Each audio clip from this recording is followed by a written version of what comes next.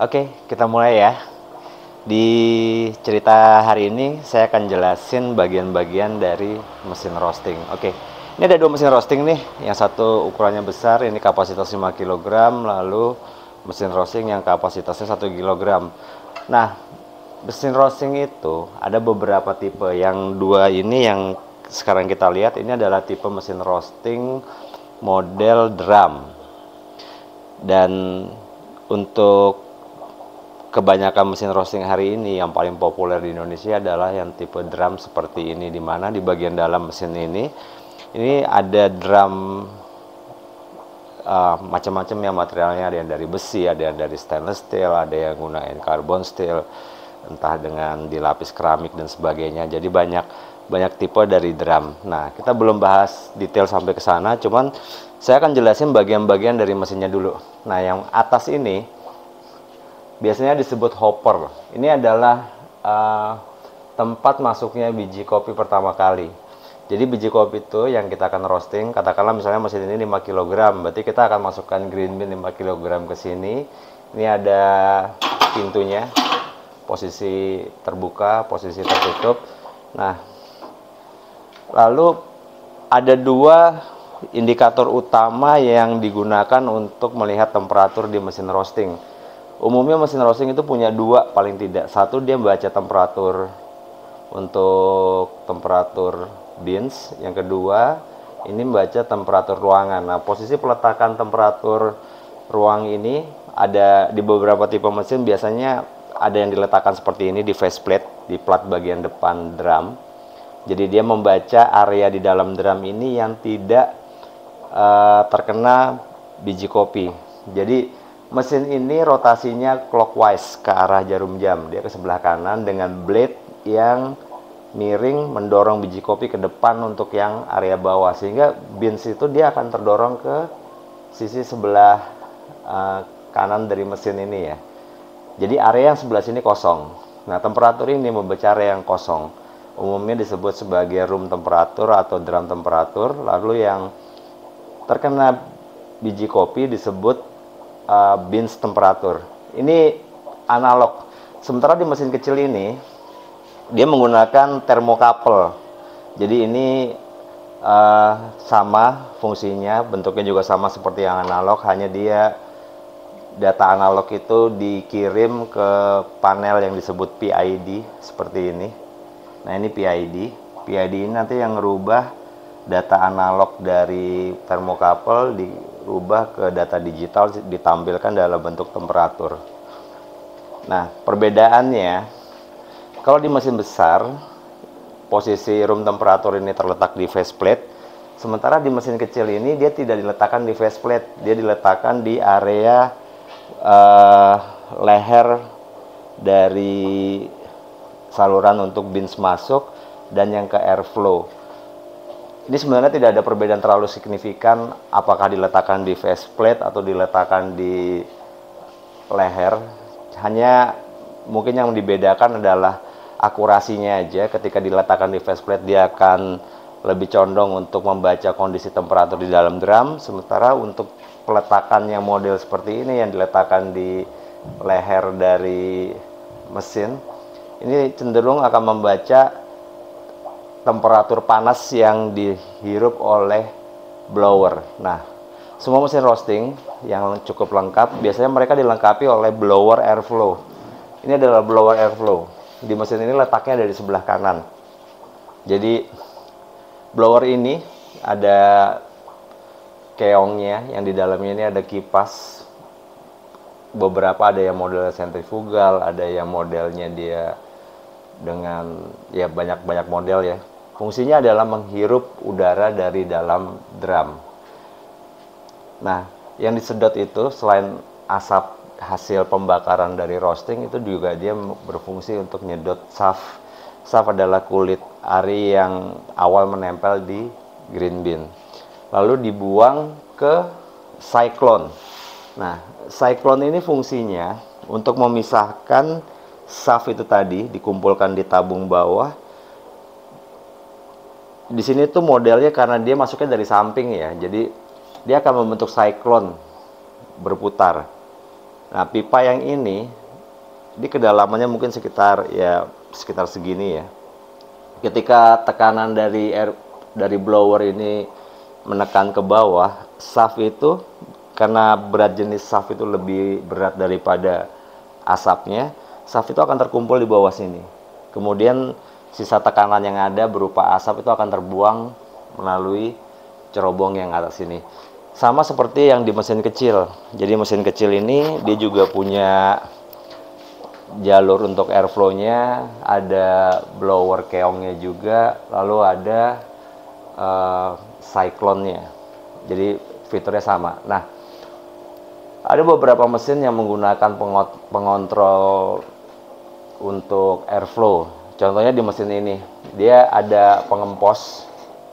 Ini fungsinya adalah untuk membuka akses udara dari dalam sini, yang karena ini ada tarikan udara dari sini. Kalau ini dalam posisi terbuka, otomatis power kekuatan sedotnya akan berkurang karena ada akses udara masuk. Jadi ini fungsinya untuk pengempos.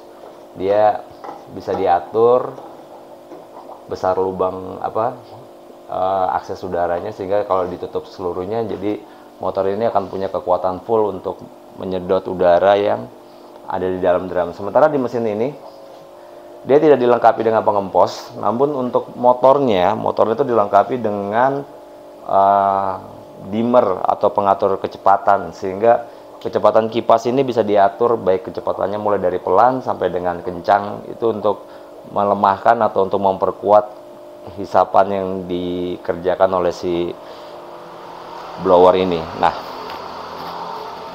kita udah sampai ke blower, dari hopper keseluruhan. Umumnya area depan ini disebut faceplate, dan yang di dalam itu drum. Nah, di dalam drum itu ada sirip-sirip atau blade yang fungsinya untuk mengaduk biji kopi yang ada di dalam drum. Nah, baik mesin besar maupun mesin kecil semuanya dilengkapi dengan blade. Selain untuk mengaduk, juga dia berfungsi untuk mendorong beans selesai roasting. Ketika sudah nyampe titik level roasting yang kita mau, kita tinggal buka pintu beansnya yang bagian depan ini. Beansnya akan keluar ke cooling.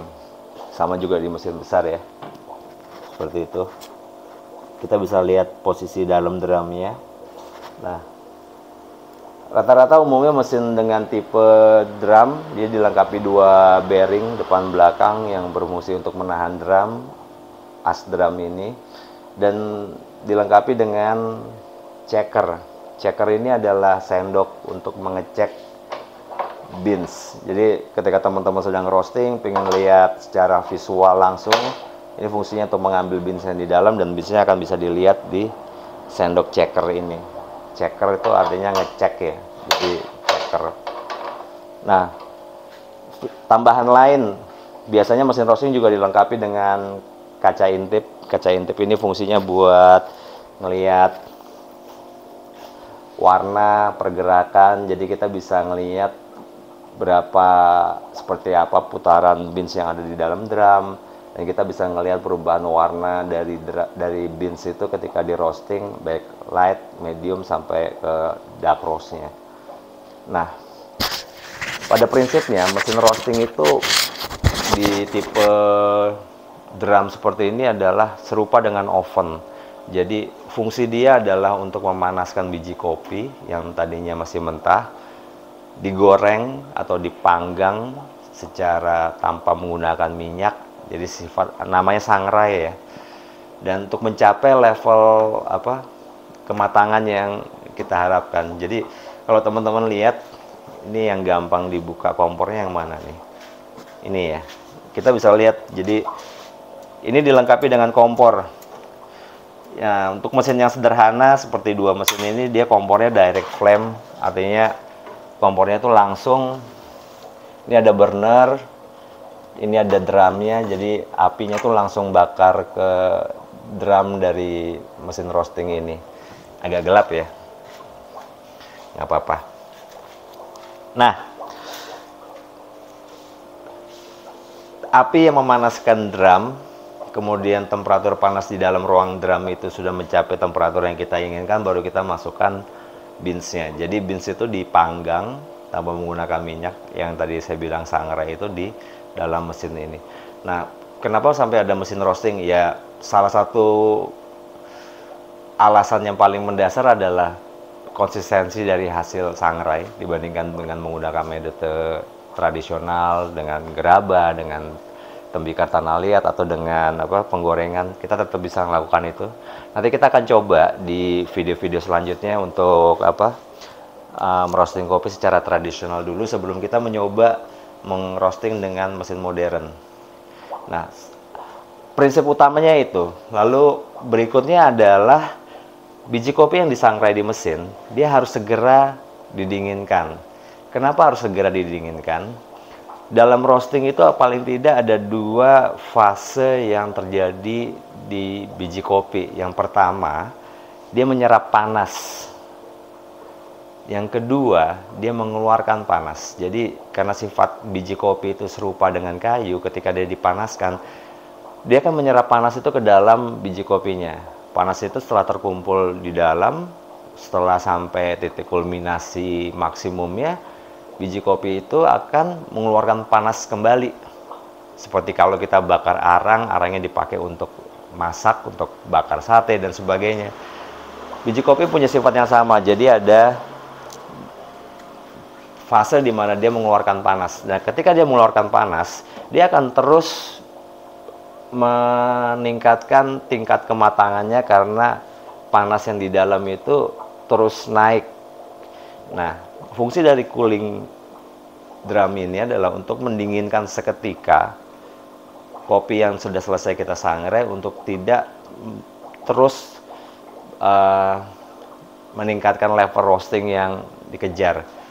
Nah, cooling drum ini dilengkapi dengan lubang-lubang perforasi di bagian lantainya dan ada agitator. Agitator itu pengaduk.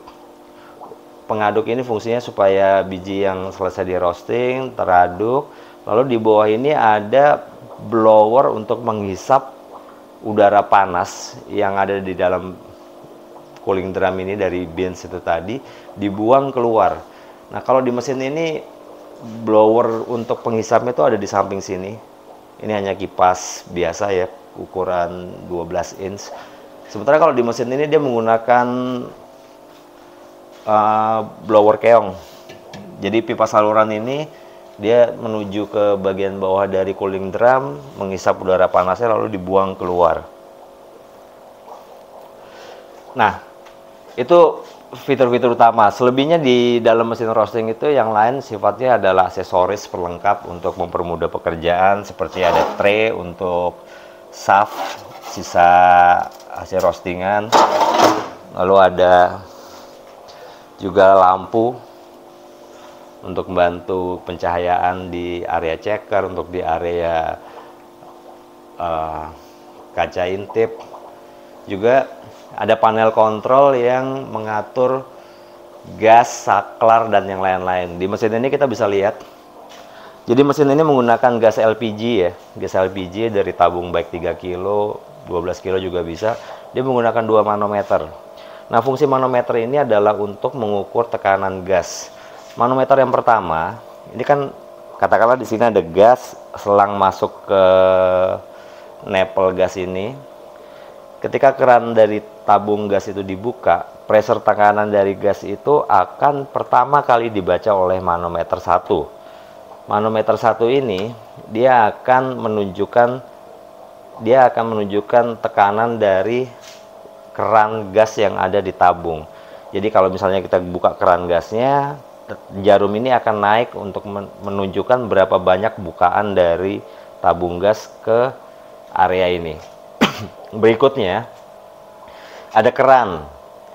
Keran ini akan membuka saluran gas yang ditahan oleh keran kedua. Nah, umumnya manometer ini harusnya digunakan dengan ukuran yang berbeda karena kebutuhan untuk tekanan gas burner itu sebetulnya kecil. Kurang lebih sekitar 1/4 bar. Sehingga kalau di mesin ini kita pakai dua manometer yang ukurannya sama-sama 1 bar, kita perlu 2 keran Keran yang kedua ini fungsinya adalah untuk memperkecil laju tekanan gas yang menuju ke burner sana, supaya fungsi manometer yang kedua ini bisa berguna untuk melihat berapa besar tekanan pressure api nyala dari manometer ini. Artinya kalau dia di posisinya di bawah, api kecil; kalau dia posisinya di atas, apinya besar. Nah, itu untuk manometer. Lalu fitur-fitur yang lain di dua mesin ini, baik speed drum yang menggunakan motor ya. Jadi, bagian belakang dari mesin ini nih, drumnya itu digerakkan oleh motor. Ini motor dua-duanya kebetulan DC, RPM-nya sekitar 100, dan ini ada kontrolnya untuk ngatur kecepatan seperti ini nih. Baik kecepatan untuk drum maupun kecepatan untuk airflow. Jadi itu nanti kita akan detailkan fungsinya apa speed drum, apa fungsinya speed airflow, apa fungsinya fitur-fitur yang lain ketika kita sudah mulai mencoba mempraktekkan bagaimana merosting kopi menggunakan drum roasting. Nah, apakah di Indonesia ada tipe model mesin yang lain? Banyak. Yang umum digunakan di Indonesia itu ada hot air. Lalu untuk tipe drum seperti ini termasuk tipe drum horizontal ya, artinya drumnya itu posisinya tidur ke sana. Ada mesin roasting yang tipe drum itu vertikal. Jadi kalau teman-teman pernah lihat mesin cuci itu kan di bagian bawahnya itu kan ada ada plat yang berputar tuh, yang bikin air di mesin cuci itu berputar. Di drum mesin roasting yang vertikal, di bagian bawahnya itu dia bisa berputar. Lalu ada pori-pori yang mengeluarkan hawa panas, sehingga biji kopi yang ada di atasnya itu terputar seperti itu. Tapi saya nggak punya mesinnya seperti itu, jadi nggak bisa kasih contohnya. Dan umumnya yang banyak digunakan itu adalah mesin dengan tipe drum yang horizontal seperti ini. Lalu berikutnya ada mesin fluid bed. Mesin fluid bed itu adalah mesin yang menggunakan tekanan udara panas untuk mengaduk biji kopi yang ada di dalam chambernya. Ada dua tipe, ada yang modelnya dia memang hanya fluid bed saja, artinya biji kopi itu teraduk secara karena ada tekanan angin. Ada juga fluid bed yang dia hot air ya, mesin hot air disebutnya. Tipenya sama seperti drum ini, hanya dia tidak menggunakan burner yang direct flame langsung, yang langsung membakar ke dalam drum. Jadi sumber apinya tetap api, kemudian ditambah blower, lalu disalurkan ke bagian belakang drum untuk panasnya masuk ke dalam area drum memanaskan biji kopi. Dan itu tipe lain lagi dari mesin roasting yang ada. Oke, ini singkatnya yang saya mau sampaikan tentang fitur-fitur yang ada di mesin roasting. Dan saya percaya mesin-mesin roasting yang ada di Indonesia ini sudah cukup mumpuni, cukup baik hasil produksinya. Yang paling penting selain menggunakan mesin roasting, juga teman-teman harus mau terus belajar, mengenali lebih banyak tentang mesin, mengetahui karakteristik dari mesinnya, dan paling penting sekali adalah mempelajari bagaimana teknik merosting biji kopi yang baik dan benar, yang kita akan pelajari nanti di video-video selanjutnya. Cukup sekian dari saya, kita ketemu lagi di video selanjutnya. Terima kasih.